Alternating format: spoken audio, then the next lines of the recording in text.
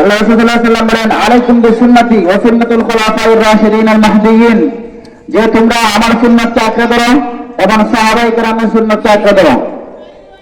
আমরা এক শ্রেণীর মানুষ যে আঁকড়ে প্রচুরের কথা, আমরা সাহাবায়ে সমালোচনা নিয়ে ব্যস্ত, সাহাবায়ে কেরামের সমালোচনা করে এমন শ্রেণীর লোক আমাদের সমাজে আছে। সাহাবায়ে কেরাম হলেন মাকবুর, আম্বিয়া আলাইহিস সালাম হলেন মাসুম। মাসুম মানে নিষ্পাপ, আর মাকবুর মানে তাদেরকে ক্ষমা করা হয়েছে।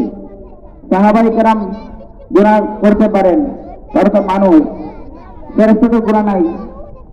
তাই সাহাবায়ে কেরাম গুনাহ করতে পারেন, কিন্তু আল্লাহ তাআলা তাদেরকে মাফ করে দিয়েছেন।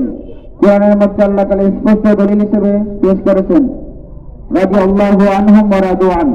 কিন্তু আমরা সেই কোরআনের দিকে লক্ষ্য না করে আমরা সাহাবাদের সমালোচনা করি, তাদেরকে মাকবুর হিসেবে মানি না। এটা কোনো মুসলমানের কাজ নয়, এটা মুনাফিকি কাজ।